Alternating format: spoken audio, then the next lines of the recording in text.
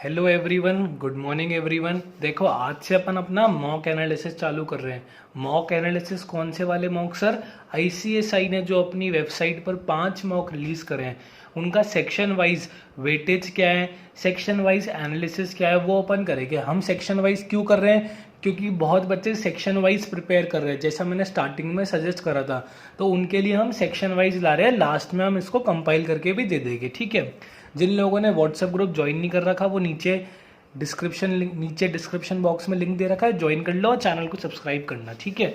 अब देखो मेरी बात, मॉक एनालिसिस अपन आज कर रहे हैं बिजनेस कम्युनिकेशन पेपर 1 का। ये पेपर 1 है। देखो, मैं इनको 2 पार्ट में मानता हूँ। एक तो जो इंग्लिश है, जिसके नॉलेज बेस्ड क्वेश्चन है, उसका इंग्लिश वाले सर एनालिसिस तैयार कर रहे हैं, वो भी 1-2 दिन में आ जाएगा।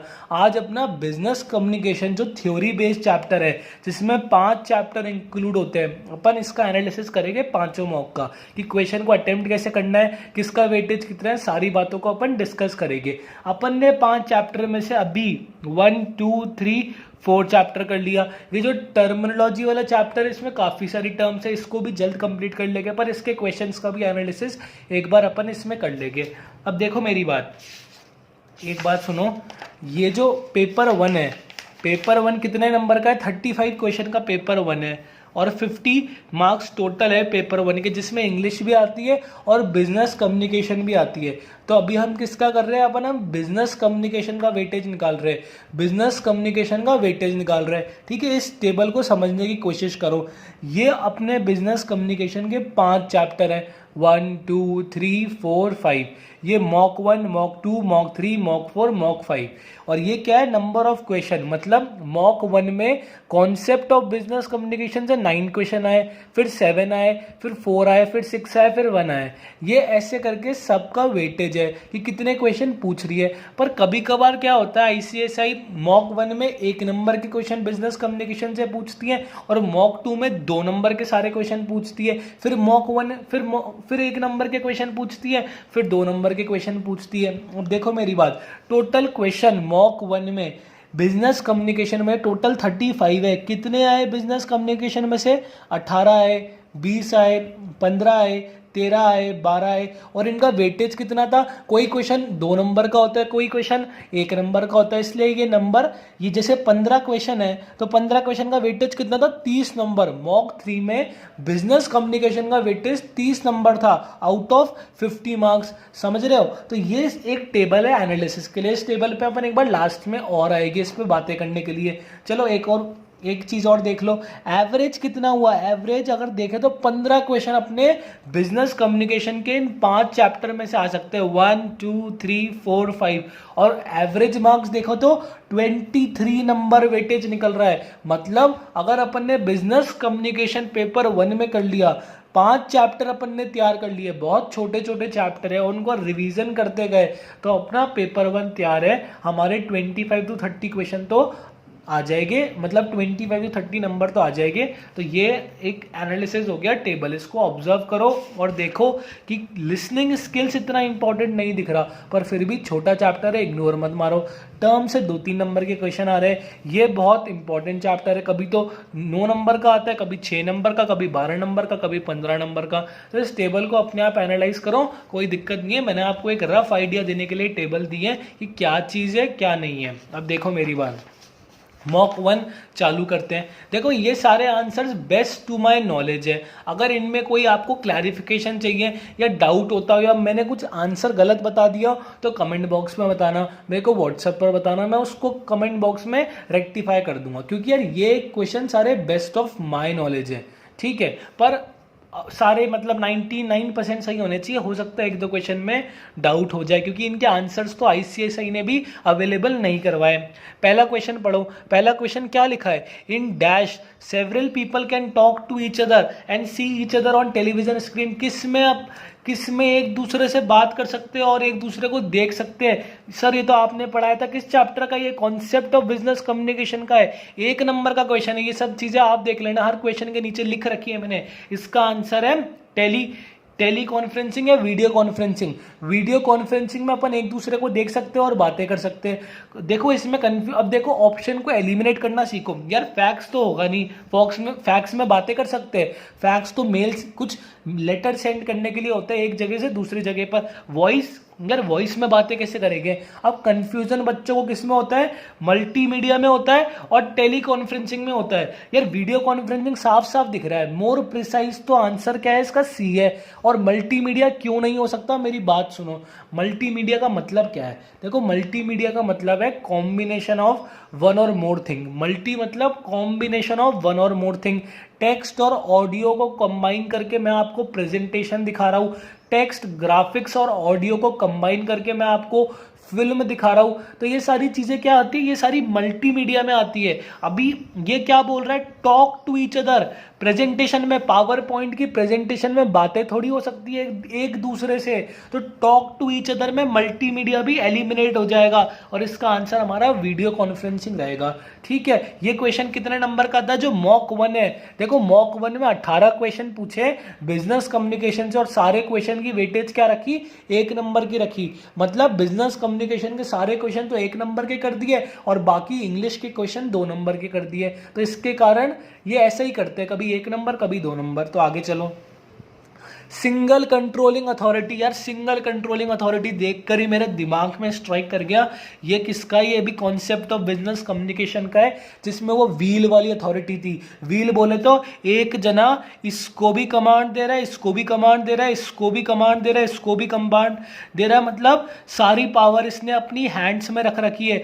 सब लोगों को ये इंडिविजुअली कमांड दे रहा है। इसको क्या बोलते हैं? इतने ज्यादा सेंट्रलाइजेशन है पावर का। इसका आंसर है wheel and spoke network. Chain network आपको पता है, वर्टिकल नेटवर्क आपको पता है, सर्किट नेटवर्क आपको पता है। ये सारी बातें अपन कॉन्सेप्ट ऑफ बिजनेस कम्युनिकेशन में कर चुके हैं और ये क्वेश्चन का वेटेज भी 1 मार्क्स का था। आगे चलो। Which of this report contain information of a routine nature? देखो रूटीन नेचर, मान लो अगर मेरे को इसको अटेम्प्ट करना नहीं आता, मैं काटूंगा। ट्रबल रिपोर्ट, कुछ भी यार। ट्रबल रिपोर्ट कोई रिपोर्ट होती भी है क्या? होती होगी भी तो रूटीन नेचर का तो देगी नहीं। ठीक है, और 4th ऑप्शन पीछे लिखा हुआ है लेबोरेटरी रिपोर्ट करके। यार लेबोरेटरी रिपोर्ट तो किसी का टेस्ट होता है, ब्लड ग्रुप का टेस्ट होता है, तो उसमें काम आती है। आज मेरा भी हुआ है। ठीक है, तो लेबोरेटरी रिपोर्ट तो उसमें काम आती है, तो ये वाला भी नहीं होगा। पर देखो ए और सी के अंदर कौन सा हो सकता है? प्रोग्रेस रिपोर्ट होगा या पीरियोडिक रिपोर्ट होगा। तो इन दोनों का मतलब समझो। देखो प्रोग्रेस रिपोर्ट तो हमने लेक्चर में बताया था कि प्रोग्रेस रिपोर्ट बोले तो आपकी प्रोग्रेस, किसी एक्टिविटी की, किसी कंस्ट्रक्शन की, किसी प्रोजेक्ट की जो प्रोग्रेस बताते हैं कि ये अभी 25% कंप्लीट हो गया, ये 20% कंप्लीट हो गया। तो ये सारी चीजें क्या होती है? प्रोग्रेस रिपोर्ट होती है। और पीरियोडिक रिपोर्ट बोले तो कुछ इंटरवल्स में रिपोर्ट रिलीज होती है। हो सकता है रोज रिलीज होती हो सकता है 7 दिन में होती हो एक किसी कंपनी में, हो सकता है 1 महीने में होती है। तो प्रोग्रेस रिपोर्ट तो साफ साफ दिख रहा है वो किसी प्रोग्रेस को डिनोट करती है। यहाँ पर प्रोग्रेस नहीं है, रूटीन नेचर बोला है। रूटीन नेचर में तो पीरियोडिक रिपोर्ट आएगी कि 7 दिन में कंपनी ने कितने शेयर बेचे, कितने का प्रॉफिट करा, कंपनी का स्टेटस क्या है। तो ये सारी चीजें किस में आएगी? पीरियोडिक रिपोर्ट में कवर होएगी। और ये भी क्वेश्चन 1 नंबर का था। ये हमारा बिजनेस कॉरेस्पॉन्डेंट चैप्टर से था। ये सारी चीजें अपन डिस्कस कर चुके हैं। लेबोरेटरी रिपोर्ट तो होगा नहीं, है तो मैंने आपको बता दिया, इसको काट दो। सबसे पहले एलिमिनेशन सीखो यार। ये एलिमिनेशन बहुत डायरेक्ट क्वेश्चन में डायरेक्ट मार्क करो, और जो क्वेश्चन अगर नहीं आता ना, एलिमिनेशन सीखो, नेगेटिव मार्किंग नहीं है, बिंदास एलिमिनेशन करो। The communication within the organisation, घर के अंदर बात कर रहे हैं, फादर अपने बेटे से बात कर रहा है, फादर अपनी वाइफ से बात कर रहा है, ये सारी चीजें हो रही है, घर के अंदर कम्युनिकेशन हो रहा है, विद इन द ऑर्गेनाइजेशन हो रहा है। इसका आंसर क्या होगा? Internal communication. ये किसका है? कॉन्सेप्ट ऑफ बिजनेस कम्युनिकेशन का चैप्टर है। फर्स्ट वाले मॉक के अंदर कॉन्सेप्ट ऑफ बिजनेस कम्युनिकेशन का वेटेज ज्यादा था, पर क्वेश्चन बहुत ईजी थे, पॉइंट टू पॉइंट थे। अब देखो a well written dash delivers the most important information without the receipt even having to open the mail. Email वाला कौन सा चैप्टर है? ई कोरस्पॉन्डेंस चैप्टर है। कोरस्पॉन्डेंस का मतलब क्या था? Writing of something. और ई का मतलब क्या है? मेल लिखना, ये सारी चीजें करना। तो ये क्वेश्चन क्या बोल रहा है? ये क्वेश्चन बोल रहा है कि किसी को बिना ईमेल खोले, उसने ईमेल नहीं खोली, फिर भी उसको पता चल जाए कि क्या बोलना चाह रहा है लेटर। ऐसा कैसे हो सकता है? ऐसा हो सकता है जब आपने सब्जेक्ट, अगर आपने ईमेल कभी राइट नहीं करी तो जाओ जीमेल बॉक्स में और ईमेल लिख के दिखो, वो सब्जेक्ट मानता है। सब्जेक्ट हमेशा कंप्यूटर में अपन मेल खोलते तो हेडिंग में आता है कि सब्जेक्ट क्या है, तो वो ऊपर से ही देख के बता देगा कि इसको क्या चाहिए, इसको प्रमोशन चाहिए, इसको हॉलीडे चाहिए, इसको छुट्टी चाहिए, इसने अपना काम नहीं करा, मेल बोलना क्या चाह रही है, कैसे देख के पता लगेगा? सब्जेक्ट मैटर्स है, सब्जेक्ट लाइन से देख के पता लगेगा। ठीक है, आगे चलो। बिना खोले बोल रहा है वो, without the recipient being open the mail. उसको बिना खोले उस चीज के बारे में कैसे पता लगेगा? अगर आपने सब्जेक्ट में ढंग से चीजें मेंशन कर रखी होगी तो उसको पता लग जाएगा। ई कोरस्पॉन्डेंट चैप्टर का क्वेश्चन है। आगे चलो। कॉन्सेप्ट ऑफ ये communication word is derived from the Latin word communis. ये कम्युनस का मैंने मतलब बताओ, मतलब बताओ इसका क्या था? मैंने डिस्कस करा था टू शेयर, इसका मतलब था। कौन सा चैप्टर है सर? एक कंसेप्ट ऑफ बिजनेस कम्युनिकेशन का ही चैप्टर है और एकदम बेसिक क्वेश्चन है। सारी चीजें नोट्स में कवर हो चुकी है, सारी की सारी चीजें नोट्स में कवर हो चुकी है। ये जो क्वेश्चन की मार्किंग है ना, ये जैसे आपके मॉक में वैसी मार्किंग कर रखी है मैंने, वैसी ही मार्किंग कर रखी है कि 9th क्वेश्चन तो 9th क्वेश्चन, 10th क्वेश्चन तो 10th क्वेश्चन। आगे चलो। अब देखो मेरी बात, noise is dash barrier to communication. ये अपने मॉड्यूल में मैंने सर्च करा, नहीं मिला, पर ये 2 बार आ चुका है तो इसको देख लो। देखो मेरी बात, सिमैटिक डिस्टॉर्शन। सिमैटिक डिस्टॉर्शन तो क्या होता है? मिस इंटरप्रिटेशन करना चीजों को, ये होगा नहीं।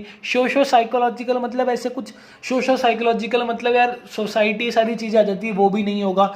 फिजिकल का मतलब समझो। फिजिकल का मतलब क्या होता है? फिजिकल का मतलब ये होता है कि जो एनवायरनमेंट और नेचुरल कंडीशन होती है उसके कारण कोई बैरियर हो रहा है। फिजिकल का मतलब क्या हुआ? मेरे साथ लिखो, अपनी नोटबुक में लिख लो। ये भी अपन कॉन्सेप्ट ऑफ बिजनेस कम्युनिकेशन का ही क्वेश्चन मानेंगे क्योंकि नॉइस बेसिकली उसमें ही डिस्कस कर रखी है। नॉइस कौन सा बैरियर है? नॉइस हमारा फिजिकल बैरियर है। फिजिकल बैरियर क्यों है? क्योंकि यार वो एनवायरनमेंट और नेचुरल कंडीशन में होता है, उसमें मैं कुछ नहीं कर सकता, मेरे हाथ में नहीं है। इसलिए according to the best of my knowledge the answer would be the physical barrier। ठीक है, आगे चलो। 10th का आंसर क्या है? Physical barrier. फिजिकल का मतलब क्या हुआ? एनवायरमेंट और नेचर के कंडीशन में है, मतलब हमारे कंट्रोल में नहीं है, एनवायरमेंट और नेचर पे डिपेंडेंट करता है, इसलिए इसका आंसर फिजिकल हो गया। ठीक है, आगे चलो। Which of the following protocol is used by web? इसका आंसर होगा HTTP। अपन ने डिस्कस कर चुके हैं ई कोरस्पॉन्डेंस के अंदर। इंटरनेट क्या होता है? इंटरनेट बहुत बड़ी चीज है, उसमें अपन चीजें कैसे स्टोर करते हैं? www दैट इज वेब के थ्रू स्टोर करते हैं। और इन चीज़ों को एक्सेस कैसे करते हैं? उन चीज़ों को ब्राउजर के थ्रू एक्सेस करते हैं। तो वेब के अंदर मैंने आपको ये लैंग्वेज बताई थी, इसका नाम क्या? Hyper text transfer protocol. Hyper text transfer protocol. ठीक है, आगे चलो। देखो र्यूमर्स का मैंने कॉन्सेप्ट ऑफ बिजनेस कम्युनिकेशन में बताया था, और ये जो चैप्टर है कॉन्सेप्ट ऑफ बिजनेस कम्युनिकेशन, इसके पीछे जो क्वेश्चन है इसमें भी दे रखा है। ग्रेप वाइन का मतलब होता है अफवाह फैलाना, गॉसिप करना, फॉर्मल या इनफॉर्मल, अपने एम्प्लॉय से, अपने दोस्तों से, किसी कंपनी के अंदर, उसे अपन बोलते हैं ग्रेप वाइन। आगे चलो। अब ये टर्मिनोलॉजी का क्वेश्चन है, इसके अंदर यार ये तो सबको आता ही होगा। The original amount that is borrowed और the outstanding balance to the repaid less interest. या तो ओरिजिनल अमाउंट बताओ या फिर जो बैलेंस देना है उसमें से इंटरेस्ट माइनस कर दो। तो ये क्या होता है? ये प्रिंसिपल अमाउंट होता है। प्रिंसिपल अमाउंट बोले तो अपन कितना बैंक से बोरो करते हैं, तो इसका आंसर भी क्या हो गया? प्रिंसिपल हो गया। इसका आंसर प्रिंसिपल हो गया। आगे चलो। ये फिर से कॉन्सेप्ट ऑफ बिजनेस कम्युनिकेशन का क्वेश्चन आ गया। क्वेश्चन देखो कितने ईजी आ रहे हैं यार, हेडिंग से क्वेश्चन आ रहे हैं। ICSI ये नहीं चाहता कि डीप में पढ़ो, सर जी आप हेडिंग कर लो, कॉन्सेप्ट कर लो, आपकी सारी दिक्कतें कंप्लीट है। पर revision is must, without revision no one can succeed and no one will succeed, that is final. ठीक है, आगे चलो। When words are used in communication either spoken और रिटर्न, या तो स्पोकन होते हैं रिटर्न होते हैं। मैंने आपको बता रखा है वर्बल कम्युनिकेशन होगा। नॉन वर्बल क्या होता है? नॉन वर्बल वो होता है जिसमें जेस्चर्स यूज होते हैं। ये सारी चीजें अपन ढंग से डीप के अंदर डिस्कस कर चुके हैं। आगे चलो, अभी मॉक 1 ही चल रहा है। Always start writing your email. यार कोई बार लेटर लिखो, कोई भी ईमेल लिखो, उससे पहले उसको बोलोगे तो सही, hope this letter find you in the best of your health, good morning to you dear sir madam. इनको क्या बोलते हैं? इसको ग्रीटिंग बोलते हैं यार। सबसे पहले उसको ग्रीट तो करोगे, hope you are fine in this harsh pandemic times. ये सारी चीज़ें क्या होती है? ग्रीटिंग होती है। या सीधा क्वेश्चन पूछोगे उससे, सीधा पर्पस बोलोगे मेरे को ये चाहिए था, या सीधा क्लोजिंग रिमार्क दे दोगे। ये तीनों तो ऑब्वियसली हो ही नहीं सकते। अगर क्वेश्चन नहीं भी आता तो एलिमिनेशन से अपन कर लेते हैं। एलिमिनेशन सीखो, एलिमिनेशन इज मस्ट। आउटसोर्सिंग, अब देखो आउटसोर्सिंग भी टर्मिनोलॉजी का चैप्टर है, इनको रट लो। जो भी मैं टर्म्स अभी इधर डिस्कस कर रहा हूँ, आउटसोर्सिंग क्या चीज़ है? आउटसोर्सिंग होता है कि अपना काम, जैसे मेरे को वेबसाइट बनवानी है, मेरे को किसी से मेरी CSGO की एप्लीकेशन डिज़ाइन करवानी है, तो मैं जो उस फील्ड में एक्सपर्ट होगा उसके पास जाऊंगा और उसको रिक्वेस्ट करूंगा, बदले में मैं मनी दूंगा, वो मेरे को चीज़ें करके देगा। मतलब मैं अपना काम किसी एक्सपर्ट से करा रहा हूँ, आउटसोर्सिंग कर रहा हूँ, आउटसोर्सिंग कर रहा हूँ, मैं उसको काम दे रहा हूँ कि वो मेरा काम करे। तो ये क्या होता है? आउटसोर्सिंग होता है। अब इसमें आंसर क्या होगा?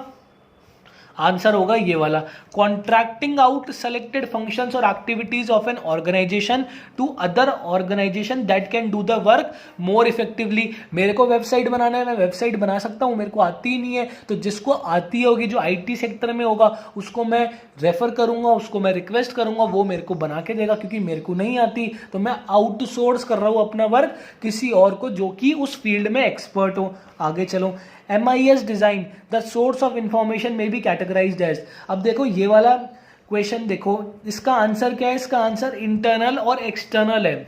ये थोड़ा डीप के अंदर आ गया। देखो हर जगह ना क्वेश्चन, अपने एक दो क्वेश्चन ऐसे हो गए जो गलत हो गए, क्योंकि हम भगवान नहीं है जो सारे क्वेश्चन सही करें। तो मैं ये बोल सकता हूँ ये क्वेश्चन गलत होगा, पर अगर अब ये सेम क्वेश्चन रिपीट हो गया तो प्लीज गलत मत करना। इसका मैं मतलब समझाता हूँ। देखो MIS सिस्टम क्या होता है? Management information system. ये हमें पता है, इसमें सारी कंपनी की इंफॉर्मेशन और स्टोर होती है, और फिर फर्दर फ्यूचर पॉलिसीज बनाने के अंदर वो चीज़ें यूज होती है। अब इसमें क्या बोल रहा है? Source of information. Source of information का मतलब क्या हुआ? इंफॉर्मेशन का सोर्स क्या है? इंफॉर्मेशन कहाँ से आती है? इस सिस्टम के अंदर इंफॉर्मेशन कौन देता है? बॉस देता है, एम्प्लॉय देता है। तो इसका आंसर क्या है? इंटरनल से भी आती है, एक्सटर्नल से भी आती है। मतलब इंटरनल जो अभी कंपनी की पॉलिसीज है, इंटरनल जो कंपनी की सेल हो रही है, प्रोडक्शन हो रही है, वो तो जाता ही है, और साथ में जो एक्सटर्नल एनवायरनमेंट चल रहा है, कि अभी सैनिटाइजर की चीजें चल रही है, अभी मूवी हॉल, सिनेमा हॉल, जितने बड़े बड़े हॉल है, टूरिस्ट डिपार्टमेंट से, वो सारे बंद हो गए। तो यही चीज़ है। सोर्स ऑफ इंफॉर्मेशन क्या है इसका? इंटरनल भी है, कंपनी का खुद की पॉलिसीज, कंपनी की खुद की सारी चीज़ें, और एक्सटर्नल एनवायरनमेंट पर भी डिपेंड करता है। तो सोर्स ऑफ इंफॉर्मेशन क्या चीज़ है? इंटरनल भी है और एक्सटर्नल भी है। आगे चलो, before sending any written communication one should take a moment to review for spelling, grammar and punctuation. इसको क्या बोलते हैं? इस प्रैक्टिस को क्या बोलते हैं? इस प्रैक्टिस को अपन प्रूफ रीडिंग बोलते हैं। मान लो मेरे को तो ये सर आपने क्वेश्चन शायद करवाया ही नहीं, चलो ठीक है, अगर उसको लेटर भेजने से पहले हमें ये सारी चीज़ों का रिव्यू करना होता है, तो इसका क्या चेकिंग द टोन होगा। चेकिंग द टोन का मतलब क्या होता है? कि हमें उसके प्रति कर्टसी रखनी है, अपनी टोन को संभाल के रखना है, उसको रिक्वेस्ट करना है। यू और वी एटीट्यूड वाली बात करी थी। आगे चलो, ओवर कम्युनिकेशन क्या हुआ? ओवर कम्युनिकेशन भी नहीं होगा, एलिमिनेट करो ओवर कम्युनिकेशन, कुछ भी। कर्टसी, यार मैं अपनी चीज़ों को चेक कर रहा हूँ, उसका मतलब कर्टसी थोड़ी होता है। कर्टसी का तो मतलब होता है कि मैं उसके प्रति रिस्पेक्टफुल हूँ, पोलाइट हूँ। तो इसका आंसर क्या बचेगा? Proof reading. अगर नहीं आता तो देख लो, प्रूफ रीडिंग का मतलब क्या हुआ?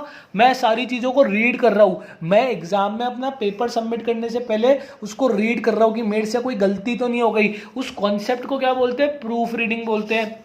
ठीक है, आगे चलो, बस मॉक 1 कंप्लीट होने वाला है, धीरे धीरे सारे मॉक भी हो जाएंगे। अब ये क्या है? The receiver's response to a message. ये वो वाली आ गई 6 वाली चेन, कि मैंने कुछ बोलने की कोशिश, मैं पहले अपने प्लान बनाया, फिर मैंने उसको एनकोड करा, फिर मैंने ट्रांसमिट करा, फिर मैंने रिसीव करा, फिर रिसीवर ने उसको डिकोड करा, और फिर फीडबैक दिया, और फिर नॉइज आई। ये अपन ने 6 प्रोसेस की बात करी थी कम्युनिकेशन के अंदर, उसका क्वेश्चन है, फर्स्ट चैप्टर का क्वेश्चन है, कॉन्सेप्ट ऑफ बिजनेस कम्युनिकेशन के अंदर, the receiver's response to a message, receiver's response to a message, response करना क्या होता है, फीडबैक देना। मैंने आपको लेक्चर पढ़ा दिया, अब आप मेरे को रिस्पॉन्स कर रहे हो, सर बहुत अच्छा लेक्चर था, sir thank you for such an wonderful efforts, वो सारी चीजें क्या है, फीडबैक है। आगे चलो, ये सारे क्वेश्चन 1 नंबर के, मॉक 1 में 18 क्वेश्चन है, 18 के 18 सारे 1-1 नंबर के क्वेश्चन है। आगे चलो,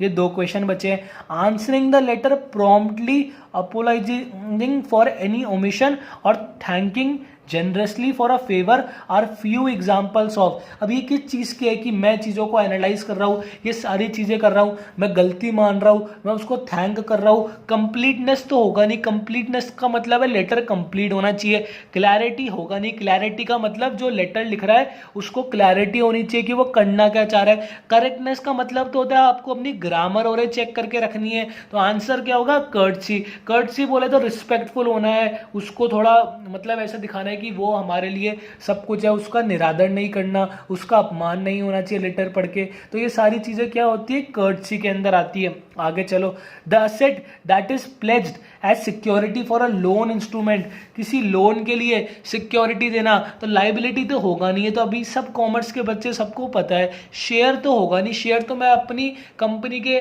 कुछ राइट्स बेच रहा हूँ, ये सारी चीजें अपन ने कंपनी लॉ में पढ़ी है। कैपिटल, यार कैपिटल तो मेरे खुद का एसेट होता है, मैं उसको प्लेज क्यों करूंगा, तो इसका आंसर क्या होगा, कोलैटरल। अपनी नोट कॉपी में नोट कर लो जितने टर्मिनोलॉजी के वर्ड्स आ रहे हैं। कोलैटरल का मतलब क्या होता है, मैं उसको सिक्योरिटी के बदले, लोन की सिक्योरिटी के बदले उसको एक तरीके से गिरवी रख रहा हूँ, उसको प्लेज कर रहा हूँ। प्लेज बोले तो प्रॉपर्टी को प्लेज कर रहा हूँ, तो ये सारी चीजें क्या होती है, कोलैटरल होती है। मॉक 1 एनालाइज कंप्लीट, 18 क्वेश्चन के 18 क्वेश्चन का आंसर दे दिया, उनकी लेवल ऑफ डिफिकल्टी बता दिया। इसमें देखो मेरे हिसाब से ये एक तो इंटरनल और एक्सटर्नल वाला थोड़ा ट्रिकी क्वेश्चन था, और ये प्रूफ रीडिंग जिन बच्चों ने पढ़ा नहीं, चाहे जिनको पता नहीं प्रूफ रीडिंग क्या होती है, उनके लिए ट्रिकी था, पर फिर भी अपन इसको एलिमिनेशन के थ्रू जाते हैं तो अपन अटेम्प्ट कर लेते हैं। बाकी सारे क्वेश्चन मॉक 1 में बहुत ईजी थे और एकदम पॉइंट टू पॉइंट थे, ठीक है। अब देखो एक और चीज देख लेते हैं, मॉक 1 का देख लिया आप लोगों ने, ये देखो कितने क्वेश्चन आए मॉक 1 में, सबसे ज्यादा है बिजनेस कम्युनिकेशन में से, लिसनिंग से 0 आए, कोरस्पॉन्डेंस से 3 आए, ई कोरस्पॉन्डेंस से 3 आए और टर्मिनोलॉजी से 3 आए। 18 क्वेश्चन आए और सब 1-1 नंबर के थे, तो 18 मार्क्स के क्वेश्चन आए। आगे चले मॉक 2 पे चलते हैं। देखो मॉक 2 में कितने क्वेश्चन आए, मॉक 2 में 20 क्वेश्चन आए और इसमें भी सारे बिजनेस कम्युनिकेशन के क्वेश्चन 20 नंबर के थे। सारे बिजनेस कम्युनिकेशन के क्वेश्चन 20 नंबर के थे, नहीं सॉरी 1 नंबर का था, दैट इज 20 नंबर के थे इन टोटल। अब देख लेते, इसको भी देख लेते क्या दिक्कत है।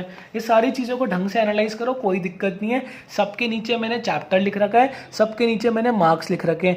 That dash is the type of communication flow which usually take place between the same level. ये पहला चैप्टर का क्वेश्चन है, हमने बताया था कि डाउनवर्ड, अपवर्ड, हॉरिजॉन्टल, डायगोनल, ये सारी चीजें किसमें हुई है, प्लेलिस्ट रेफर करो, सारे चैप्टर्स अपलोड हो चुके हैं लास्ट चैप्टर के अलावा।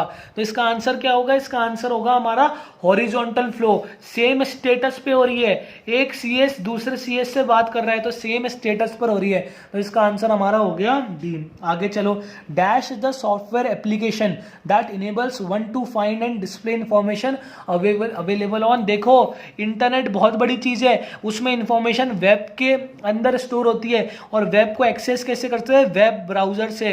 वेब ब्राउजर से उन चीजों को एक्सेस करते हैं, जैसे गूगल क्रोम हो गया, सफारी हो गया, फायरफॉक्स हो गया, यूसी ब्राउजर हो गया, तो सारी चीजें क्या है, वेब ब्राउजर हो गया। चलो ठीक है, ई कॉरेस्पॉन्डेंस का क्वेश्चन है। आगे चलो, बिजनेस रिपोर्ट में क्या क्या चीजें इंक्लूड होती है, ये सारी चीजें अपन कर चुके हैं। बिजनेस रिपोर्ट के अंदर पहले आप ये 4 चीजें होती है, जो लोग रिवाइज करेंगे उनको सब ध्यान रखा है, हमने चारों चीजें बताई है।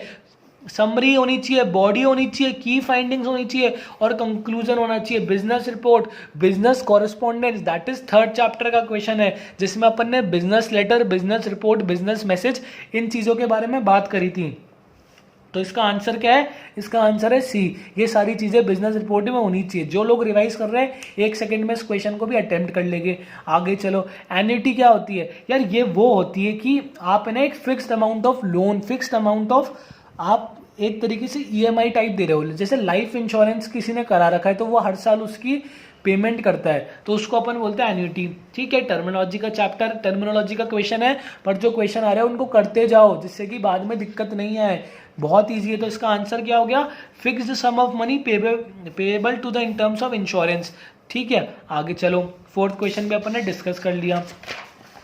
अब देखो मेमो क्या होता है, मेमो किसका क्वेश्चन है, बिजनेस कॉरेस्पॉन्डेंस का चैप्टर है, उसका क्वेश्चन है। मेमो बोले तो एक ऑफिस ऑर्डर हो गया जो किसी इंडिविजुअल को दे रहे हैं, तो मेमो क्या चीज़ है, उसमें ऑडियो भेजते हैं अपनी व्हाट्सएप पर रिकॉर्ड करके, उसमें अपन ओरली बताते हैं, कुछ नहीं, ये रिटर्न कम्युनिकेशन है, एक कंपनी के अंदर चलता है, ये सारी चीज़ें अपन डिस्कस कर चुके हैं। ये किसका क्वेश्चन है, बिजनेस कॉरेस्पॉन्डेंस का क्वेश्चन है, बिजनेस कॉरेस्पॉन्डेंस का क्वेश्चन है। आगे चलो, अब देखो मेरी बात, सीसीबीसी, सीसीबीसीसी, इनका मैंने आपको डिफरेंस बताया था, carbon copy, blind carbon copy. CC क्या होता है, अगर आपने किसी को मेल भेजा और उसमें सीसी लगाया तो उसको लगेगा ये मेल, उसको सारी लिस्ट डिस्प्ले होएगी। आपने 50 लोगों को मेल भेजा तो उन 50 लोगों को वो चीज़ें डिस्प्ले होएगी, सारी बातें अपन कर चुके हैं। और बीसीसी में क्या होता है, अगर मैंने 50 लोगों को मेल भेजा तो जो रिसीव कर रहा है मेल उसको लगेगा यार ये मेल तो सिर्फ मेरे को भेजा है, और उसको बाकी लोगों के मेल नहीं दिखेंगे, उसको बाकी लोगों के मेल नहीं दिखेंगे। तो ये सीसी हो गया, ये बीसीसी हो गया। अब सीसी क्या होता है, आर इंक्लूडेड फॉर इंफॉर्मेशन। अगर आपको इंफॉर्मेशन शो करनी है तो क्या यूज करोगे, सीसी यूज करोगे। अगर आपको इंफॉर्मेशन शो करनी है लोगों को, दूसरे वाले को पता होना चाहिए कि मेल 100 लोगों को और गया है, मेरे को तो आया है, साथ में 100 ईमेल आईडी की लिस्ट उसके पास जाएगी, तो वो सारी चीजें क्या होती है, सीसी होती है। और बीसीसी में क्या होता है, उस सामने वाले को लगेगा ये मेल सिर्फ मेरे को आया है और उसको रिसीवर्स की लिस्ट नहीं दिखेगी। ये कॉरेस्पॉन्डेंस का चैप्टर का क्वेश्चन है और सारे 1 नंबर के क्वेश्चन है। आगे चलो, a dash helps the reader to find out the first instance what the contents of the letter are। मतलब पहली बार में देखते ही कंटेंट्स का लेटर हो चाहे मेल हो, ये सारी चीजें कौन बताता है, ये सारी चीजें हमारी सब्जेक्ट लाइन बताता है। यार ये तो ऑब्वियस क्वेश्चन है, ऑब्वियस क्वेश्चन है, बिना मेल को खोले, बिना लेटर को पूरा पढ़े, अरे बोलना क्या चाह रहा है ये कौन बताता है, ये सब्जेक्ट हेडिंग बताता है, जिसको अपन बचपन में जो फॉर्मल और इनफॉर्मल लेटर लिखते थे, बहुत बड़ा बड़ा करके नहीं लिखते थे, सब्जेक्ट लाइन जिसको डबल अंडरलाइन करते थे, उसका रोल ही है।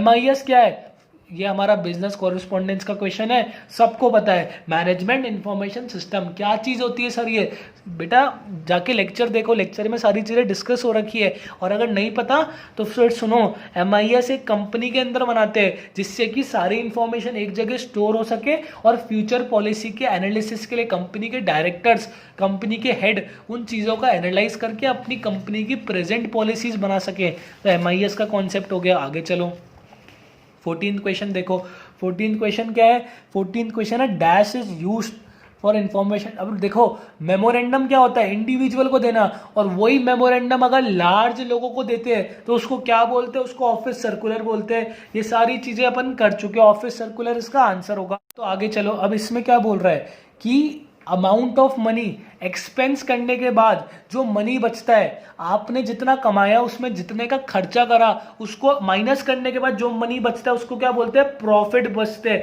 टर्मिनोलॉजी पे बहुत इजी क्वेश्चन आ रहा है, मतलब कॉमर्स वालों को सबको आते होंगे। आगे चलो, ईमेल्स को फिल्टर कैसे कर सकते हैं, ई कॉरेस्पॉन्डेंस का क्वेश्चन है, ईमेल्स को फिल्टर कैसे कर सकते हैं जो कि हमारे मेल के अंदर एंटर नहीं करते, वो स्पैम फीचर से अपने आप फिल्टर हो जाते हैं। बहुत सारी चीजें होती है जो सीधा अपने स्पैम के अंदर जाके स्टोर हो जाती है और उसको हमें फिल्टर करने की जरूरत नहीं होती, वो ऑलरेडी मेल डिपार्टमेंट अपनी तरफ से चीज़ों को कर देता है। तो उसका आंसर स्पैम हो गया। आगे चलो, ऑनलाइन जनरल क्या होती है, जिसमें अपन जाके रीड कर सकते हैं और फिर कमेंट कर सकते हैं। ये सारी चीज़ें क्या है, ये सारी चीज़ें ब्लॉग है, ब्लॉग आंसर है। ये वाली चीज़ भी अपन ने करी है। फोरम तो क्या होता है, डिस्कशन फोरम हो गया, व्हाट्सएप ग्रुप हो गया, टेलीग्राम ग्रुप हो गया। ईमेल के थ्रू कोई यार ये भी नहीं होगा, ये भी नहीं होगा, तो आंसर क्या हो गया, आंसर क्या हो गया, ब्लॉग हो गया, जो कि ऑनलाइन वेबसाइट होती है जिस पे आप अपना ब्लॉग लिखो और लोगों को लिंक भेजो, लोग उस ब्लॉग को रीड कर सकते हैं। ठीक है, आगे चलो। In the process of communication the idea is dash with suitable words, charts और सिंबल्स फॉर ट्रांसमिशन। देखो फॉर ट्रांसमिशन, अभी आइडिया वो क्या कर रहा है, वो आइडिया को एनकोड कर रहा है कि मैं कैसे बोलूँ कि मेरे को कहीं घूमने जाना है, मैं कैसे किसी चीज़ की डिमांड करूँ। ये क्या है, सेकेंड स्टेप होता है। पहला क्या होता है, प्लान करना चीज़ों को। तो ये सारी चीज़ें अपन फर्स्ट चैप्टर में देख चुके हैं। आगे चलो, a dash network of communication follows the organisation hierarchy. ये अपन ने देखा था, जो सर्किट नेटवर्क होता है उसमें क्या होता है, व्हील में क्या होता है, जो हायरार्की फॉलो कर रहा है उसका आंसर क्या होगा, हमारा चेन नेटवर्क। ये अपन देख चुके ना, नीचे जाता है, एक जना इसको ऑर्डर करता है, ये इसको करता है, ये इसको करता है, ये इसको करता है, फिर ऐसे करके ऑर्डर नीचे पास आउट होता है। इसको क्या बोलते हैं, हायरार्की। ये भी बिजनेस कम्युनिकेशन का क्वेश्चन है। आगे चलो, the dash helps the company to communicate within the organisation. Within the organisation communicate कौन करता है, ई कॉरेस्पॉन्डेंस के लास्ट में पढ़ा था इंट्रानेट। और इंट्रानेट जब कस्टमर और सर्विसेज को भी, कस्टमर या आपके जो कस्टमर्स है उनको भी अगर आप उसको प्रोवाइड करते तो उसको क्या बोलते हैं, एक्स्ट्रानेट बोल देते हैं। तो ये चीज़ भी अपन देख चुके हैं। आगे चलो, टेक्निकल वर्ड्स। टेक्निकल वर्ड्स किसी फील्ड के अंदर यूज करते हैं उसको क्या बोलते हैं, उसको अपन बोलते हैं जार्गन। उसको अपन बोलते हैं जार्गन। किसी स्पेशल फील्ड के स्पेशल वर्ड्स, लॉ के अंदर काफ़ी अलग अलग वर्ड होते हैं, तो ऐसे उस फील्ड के पर्टिकुलर वर्ड को कंप्यूटर्स के अंदर, कंप्यूटर साइंस कोर्स में काफ़ी अलग अलग वर्ड्स होते हैं, तो उन चीज़ों को अपन बोलते हैं, उनकी जो लैंग्वेज होती है ना उसको अपन बोलते हैं जार्गन। ये अपन चैप्टर में देख चुके हैं। आगे चलो, listening is dash part of communication. Listening is dash part of communication. Listening is dash part of communication. Listening क्या होता है, अगर आप सुन रहे हो तो वो क्या रिसीविंग पार्ट है यार, ये तो ऑब्वियस सा क्वेश्चन है। ये लिसनिंग स्किल्स का पहला क्वेश्चन आया है मेरे हिसाब से अब तक का। अब देखो टर्मिनोलॉजी। टर्मिनोलॉजी के अंदर क्या चीज़ है, अब इसको देखो, फाइनेंशियल स्टेटमेंट जो आप एंड में देते हो, इसको एक बार रीड कर। Financial statement generally prepared at the end of the financial year showing assets, liabilities and net worth. मतलब एक कंपनी का लास्ट में पोजीशन क्या है, वो सारी चीज़ें शेयर होल्डर्स को बतानी पड़ती हैं। तो इसको क्या बोलते हैं अपन, बैलेंस शीट्स बोलते हैं। इसको अपन क्या बोलते हैं, बैलेंस शीट्स। जो टर्मिनोलॉजी वाले चैप्टर के क्वेश्चन है उनको अलग से लिख लो, उनको अपन कर लेंगे। नेक्स्ट क्वेश्चन देखो, ये क्या लिखा है, communication must convey all the facts by the audience शोन्स फुलफिलमेंट। ये सारी चीजें हो गई, मतलब फैक्ट कन्वे करने चाहिए। फैक्ट का मतलब क्या हुआ, कॉन्क्रीटनेस होनी चाहिए। कर्टसी का मतलब रिस्पेक्ट होनी चाहिए। कंप्लीटनेस मतलब कंप्लीट इंफॉर्मेशन आप सप्लाई कर रहे हो। और क्लैरिटी का क्या मतलब होता है, क्लैरिटी का मतलब है कि आपके माइंड में चीजें क्लियर है, तभी आप लोगों को बता पाओगे। तो आंसर क्या हो गया, कॉन्क्रीटनेस। कॉन्क्रीटनेस का मतलब क्या होता है, चीजें फैक्ट पर बेस्ड है, फिगर्स पर बेस्ड है, ट्रुथ बोल रहे हो आप, कॉन्क्रीट स्टेटमेंट्स पास ऑन कर रहे हो। तो ये सारी चीजें इस क्वेश्चन के अंदर हो गई। आगे देखो, the choice of means and modes of communication. Communication कितने तरीके के होते हैं, वर्टिकल, हॉरिजॉन्टल, डायगोनल, पता नहीं क्या क्या होते हैं। उनको अपन डिसाइड कैसे करेंगे, उनको डिसाइड अपन करते हैं कंपनी की साइज देखकर, कंपनी का नेचर ऑफ मैसेज देखकर, डिस्टेंस कितना इन्वॉल्व है, मेरे पास में बैठा है तो मैं उससे मुंह से बोलूंगा, अगर बहुत दूर है तो मैं उसको कॉल करूंगा, अगर बहुत ज़्यादा दूर है तो मैं उसको शायद वीडियो कॉल करूंगा। तो ये सारी चीज़ें किस पे डिपेंड करती है, इन तीनों पे डिपेंड करती है। तो आंसर क्या हो गया, ऑल ऑफ द अबव हो गया। ठीक है, आगे चलो, मॉक 2 का भी एनालिसिस अपना हो गया। अब मॉक 3 देख लेते हैं। अब तो क्वेश्चन कम होते जा रहे हैं। ठीक है, अब देखो मॉक 3 में क्या हुआ, क्वेश्चन तो थे 15 पर 2 नंबर के थे क्वेश्चन, 2 नंबर का पर क्वेश्चन था और 30 नंबर वेटेज था मॉक 3 में। तो मतलब कभी तो ये लोग सारे क्वेश्चन 1 नंबर के कर रहे हैं, कभी सारे क्वेश्चन 2 नंबर के कर रहे हैं। पर 2 और 1 नंबर के अंदर क्वेश्चन में हार्डनेस में फर्क नहीं है, क्वेश्चन तो वही है, बस 1 के कर रहे हैं, 2 के कर रहे हैं, अपनी मर्जी के अनुसार कर रहे हैं। देखो ये क्या चीज है, टर्मिनोलॉजी वाले चैप्टर का क्वेश्चन है, the agreement between the parties in order to create legal obligation under a seal और for consideration and enforceable by law. Agreement भी है, कंसिडरेशन भी है, एनफोर्सिएबल भी है लॉ से। तो क्या आंसर हो गया, आंसर हो गया कॉन्ट्रैक्ट। लीगल एप्टीट्यूड का पूरा चैप्टर इस पर बेस्ड है, कॉन्ट्रैक्ट पर। आगे चलो, dash allows conversion knowledge to be maintained and easily accessed. इसका आंसर क्या है, वेब पब्लिशिंग है। ई कॉरेस्पॉन्डेंट चैप्टर में अपन ने पढ़ा था, सारी चीजें सिंपल थी, मैंने कहा था यार वेब पब्लिशिंग पे गोला मान लो, क्योंकि जो 1-2 चीजें हार्ड होती ना, क्वेश्चन उनमें से जाते हैं। कोई आपको ये नहीं बोलेगा कि सर्च ऑप्शन बताओ, थ्रैश बताओ, ये सारी चीजें बेसिक्स है। पर वेब पब्लिशिंग आएगा, आधे बच्चे गायब हो जाएंगे कि हमने तो ये पढ़ा ही नहीं। तो ये सारी चीजों को, नॉलेज को एक जगह मेंटेन करने में और उन चीजों को एक्सेस करने में मदद करती है। आगे चलो, विच protocol is used by web. अब देखो ये दोबारा क्वेश्चन आ गया, पिछली बार 1 नंबर में आया था, इस बार 2 नंबर में आया। तो यही मैंने बात बोली, कोरस्पॉन्डिंग, ये वेटेज जो 1-2 नंबर है ना, इसमें क्वेश्चन की हार्डनेस नहीं बढ़ रही, क्वेश्चन तो वही है, बस आईसीएसआई वालों की क्या मर्जी है, कभी तो 1 नंबर में दे रहे हैं उसी क्वेश्चन को, कभी उसी क्वेश्चन को 2 नंबर में दे रहे हैं। तो ये वेब ब्राउजर और इंटरनेट की बात अपन कर चुके हैं। अब आगे चलो, ये जो मेमो होता है, रिपोर्ट होता है, सर्कुलर्स होते हैं, कौन से मोड ऑफ कम्युनिकेशन के एग्जाम्पल है? ये वर्बल के एग्जाम्पल है, ये नॉन वर्बल के एग्जाम्पल है, ये किस चीज के, ओरल के एग्जाम्पल है, या ये रिटर्न कम्युनिकेशन के, या विजुअल के, सॉरी ये विजुअल है।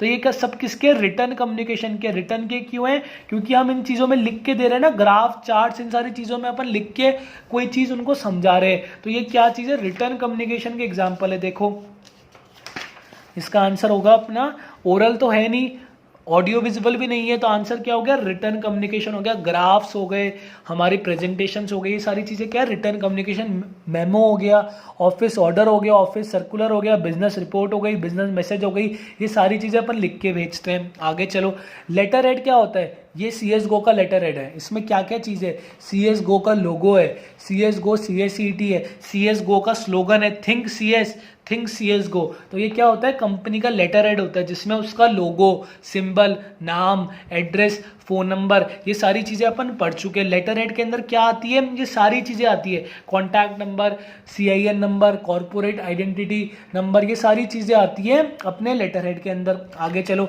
Dash is the global network of networks. Global network है, नेटवर्क्स का भी कौन है? इंटरनेट है। इंटरनेट तो क्या होता है? कंपनी के अंदर होता है, जो कि विद इन द ऑर्गेनाइजेशन चीज़ों को सप्लाई करने में मदद करता है। वेबसाइट नहीं होगी, आंसर क्या है? आंसर क्या है? इंटरनेट आंसर है। ठीक है, आगे चलो, द वर्टिकल नेटवर्क। जो ये वर्टिकल नेटवर्क होता है, ये जनरली किसके बीच में होता है? जो ऊपर है और जो नीचे है, जो सबऑर्डिनेट है और जो सुपीरियर है और जो उसका सबऑर्डिनेट है, जो बॉस है और उसका एम्प्लॉय है, उन सब के अंदर क्या होता है? वर्टिकल नेटवर्क होता है। ये अपन बात कर चुके हैं। और बॉस और एम्प्लॉय का रिलेशन नहीं हो और फिर कम्युनिकेशन हो रहा हो, तो उसको अपन बोलते हैं सर्किट नेटवर्क। ये अपन कॉन्सेप्ट ऑफ कम्युनिकेशन में कर चुके हैं, सर्किट नेटवर्क बोलते हैं। जिन लोगों ने वीडियोस देखी होगी वो चीज़ों को मेरी ग्रैस्प कर पा रहे हैं कि मैं क्या बात कर रहा हूँ, मैं कैसे लिंक कर रहा हूँ चीज़ों को। आगे चलो, a communication should be clear. अब देखो, क्लियर का मतलब क्या हो गया? क्लैरिटी होनी चाहिए। तो ये कौन सा प्रिंसिपल है जो अपन ने 7 C's करे थे कम्युनिकेशन के चैप्टर 1 में? प्रिंसिपल ऑफ कंसिडरेशन वाली बात इसमें नहीं है। कंसिडरेशन बोले तो उसका भी ध्यान रखो क्या है?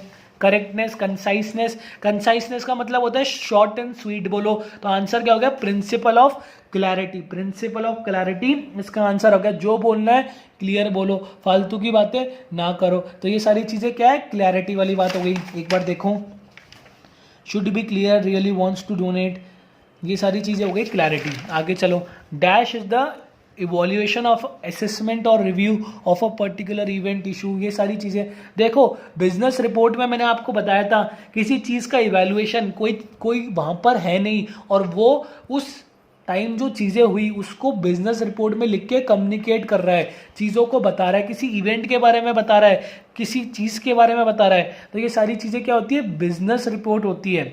आगे चलो, dash is use to find.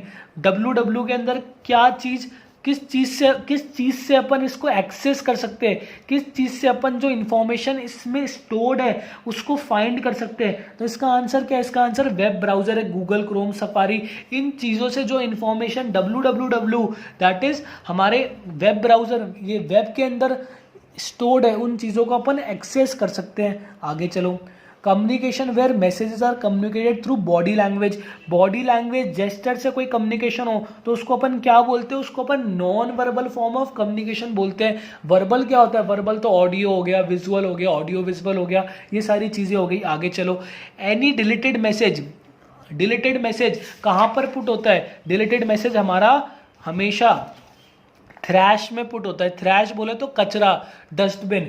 जो अपन मैसेज डिलीट करते हैं वो ईमेल में कहाँ जाता है? वो थ्रैश में जाता है।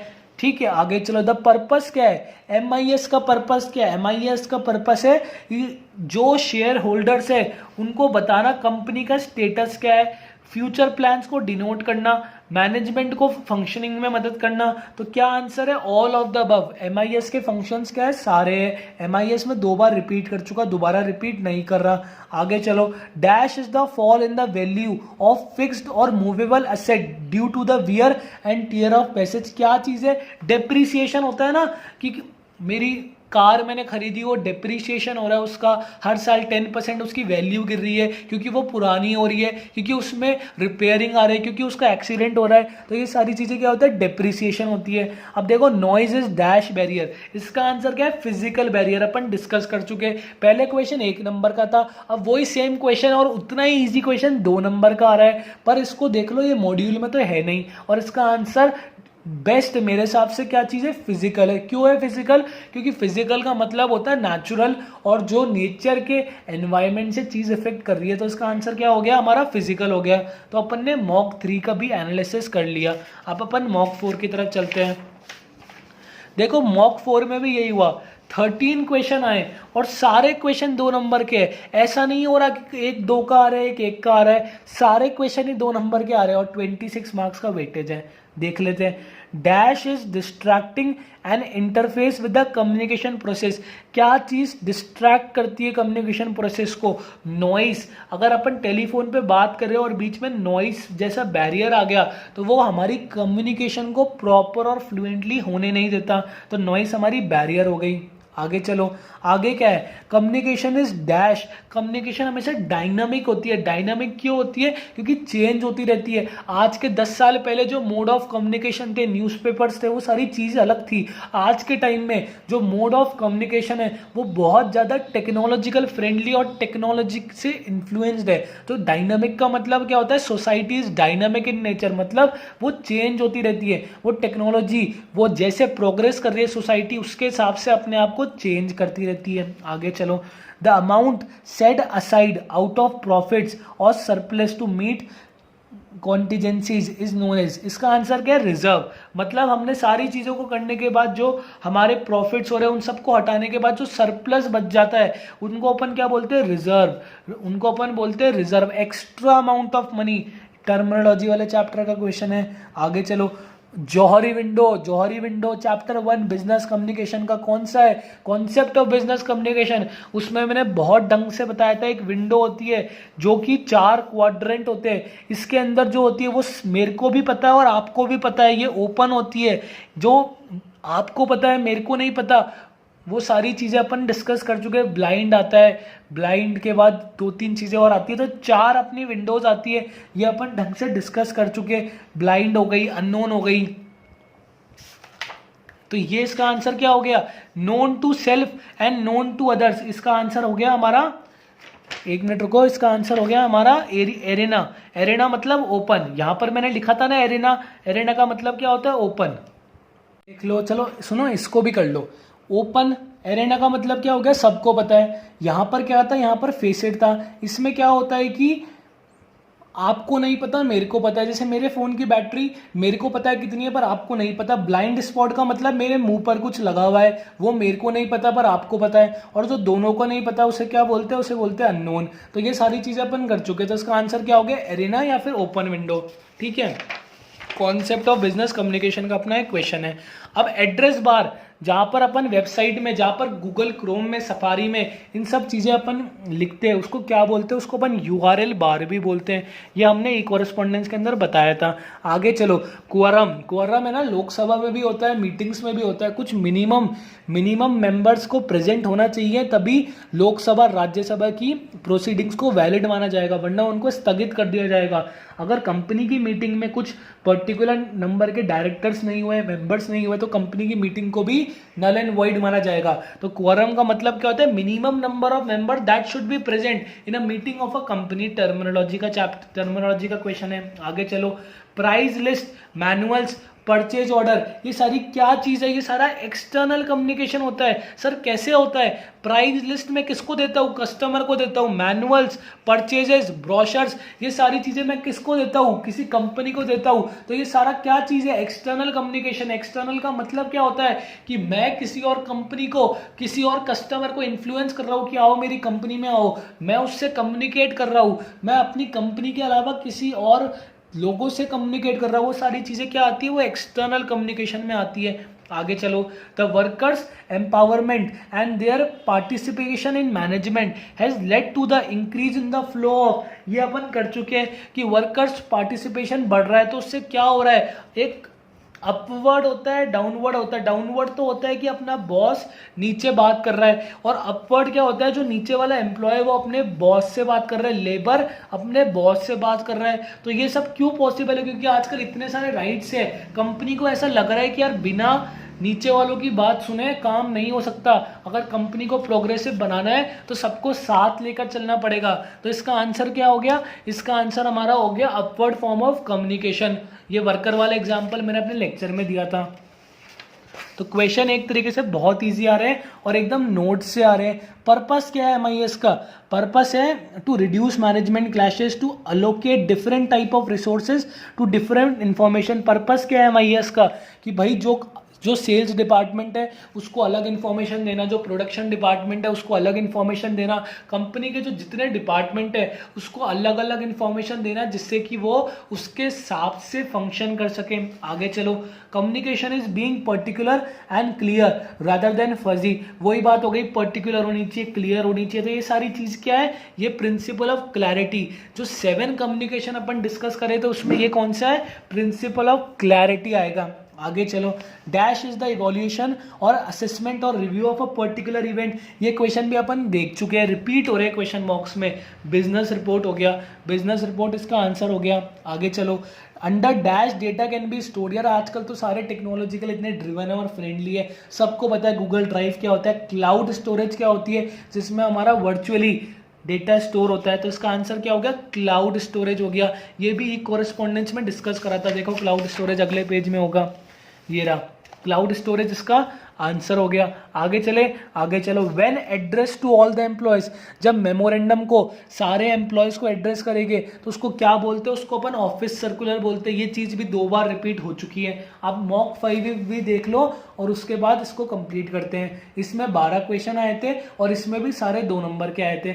मतलब फर्स्ट और सेकंड मॉक में तो 1-1 नंबर के सारे क्वेश्चन आए और थर्ड फोर्थ फिफ्थ में सारे 2 नंबर के क्वेश्चन आए। तो सिक्स्थ में कितने के आएंगे, जल्दी बताओ। अनप्रिडिक्टेबल, कुछ भी हो रहा है, कुछ भी कर रहे हैं, ठीक है। आगे चलो, activities in the organisation.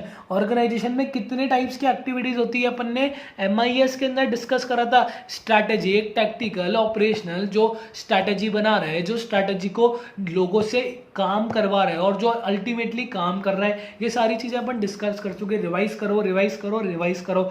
Legal charge on property which holds is as security is known as mortgage, ये अपन कर चुके हैं, मॉर्गेज, ठीक है। इसमें क्या होता है, वही हो गया कि अपन उसको प्रॉपर्टी को एक तरीके से लोन टाइप दे रहे हैं। इसको डिटेल में अपन बिजनेस टर्मिनोलॉजी वाले चैप्टर में देख लेंगे। देखो नेक्स्ट वाला क्या लिखा है, the listener formed a biased opinion. किसी के बायस्ड ओपिनियन उसको देखकर बनाना, यार ये कैसे कपड़े पहन के है, ये सारी चीजें क्या कर रहा है। तो ये क्या होता है, pre judging the speaker. Listening skills के बहुत कम क्वेश्चन आ रहे हैं पर फिर भी बहुत ईजी आ रहे हैं। आगे चलो, a business a helps in retrieving a letter. क्या चीज होती है जो लेटर रिट्रीव करने में मदद करती है, reference number. Reference number, business, जब अपन ने ये पढ़ा बिजनेस कॉरेस्पॉन्डेंस, उसमें स्टार्टिंग में अपन ने पढ़ा था रेफरेंस नंबर बिजनेस लेटर में डालते हैं, जिससे कि उस लेटर को अपन बाद में रिट्रीव कर सके। रिट्रीव मतलब बाद में निकाल सके, उस कोड से उस लेटर को दोबारा निकाल सकते हैं अगर कभी जरूरत पड़े तो। www का फुल फॉर्म क्या है, world wide web, world wide web. आगे चलो, dash folder stores those messages that have been created but not send. अभी तक उन मैसेजों को सेंड नहीं करा। अपन ने ई कॉरेस्पॉन्डेंस में पढ़ा, क्या होता है, ड्राफ्ट होता है। अगर कोई मैसेज को आप करते हो, आपने लिख लिया पर आपने उसको सेंड नहीं करा, तो वो ऑटोमेटिकली ड्राफ्ट मैसेजेस में स्टोर हो जाता है। आगे चलो, dash listener assesses the verbal contact on the basis of words. मतलब कौन सा ऐसा लिसनर है जो अपने वर्बल कंडक्ट से हमें एनालाइज करता है। इवैल्यूएटिव, इवैल्यूएटिव का मतलब हर चीज़ों को इवैल्यूएट करना, वर्बल कंडक्ट से ही चीज़ों को पहचानना, इवैल्यूएट करना। तो ये सारी चीज़ क्या है, इवैल्यूएट लिसनर की क्वालिटीज़ है।